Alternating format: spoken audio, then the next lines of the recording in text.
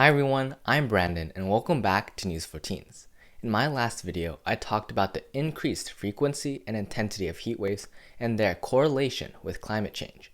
With a warming climate, drought conditions are more likely, and one consequence of hot temperatures and a dry region is an increased risk of wildfires.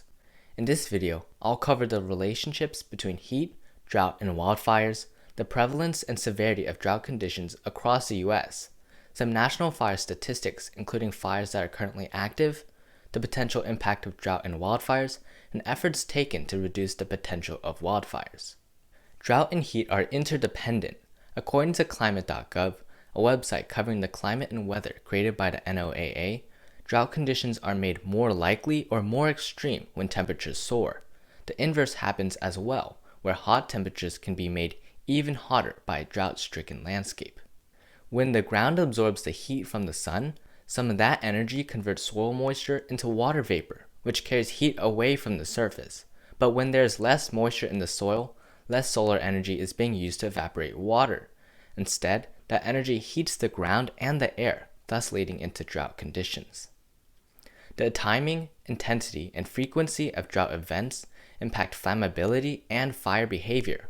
Wildfires can be caused naturally, such as by lightning or by human-caused sources of ignition. Regardless of the cause, droughts can increase the probability of ignition and the rate at which a fire spreads. Many regions of the US experience drought at least occasionally, but depending on its severity and duration, a drought can impact drinking water supply, agriculture, and human health, increase the risk of wildfires, and have a negative effect on local and regional economies. Here's the US map, color-coded to show where the land is drier than usual for this time of the year. Areas shown in yellow are abnormally dry, which typically indicates land that is entering a period of drought.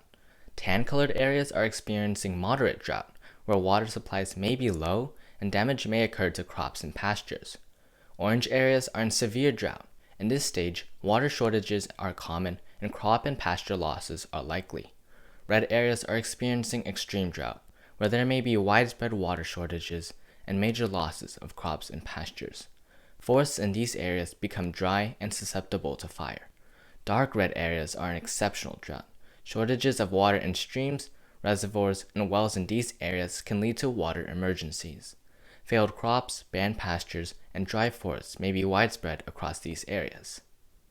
Diving deeper into the relationship between drought and wildfires, here's another visual of the drought conditions across the US overlaid with active wildfires in purple.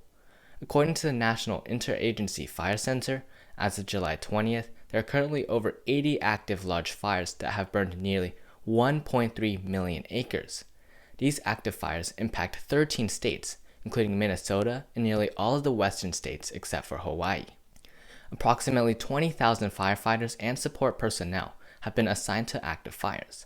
For the year, there have already been over 35,000 wildfires, which have burned over 2.5 million acres in the United States.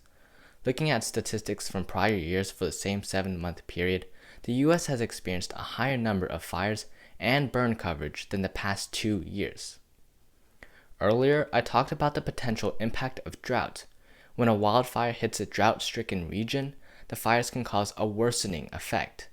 As watersheds and reservoirs become contaminated by ash and debris, the water treatment facilities may be shut down due to damage or loss of power. As fires begin to impact populated areas, homes and farmland can also be destroyed, and smoke from the wildfire can affect the health of both animals and humans. Efforts are ongoing to reduce the potential of wildfires, including more prescribed burning and thinning of trees and forests.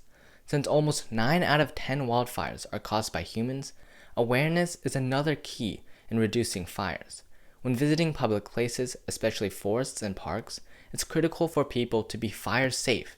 This includes following local rules and laws, such as ensuring campfires, used matches, and cigarette butts are properly disposed of, driving and parking only in designated areas, and keeping vehicles off and away from dry grass. I've discussed the relationships between heat, drought, and wildfires, and as mentioned in my previous video, it's likely these extreme weather patterns are related to climate change. In the short term, many regions, in particular those in the western US, will need to rethink historical approaches to fire management. In the long term, We need to better understand the impact of climate change on these events and what we can do to address any underlying causes. Thank you for watching and I hope you learned something new.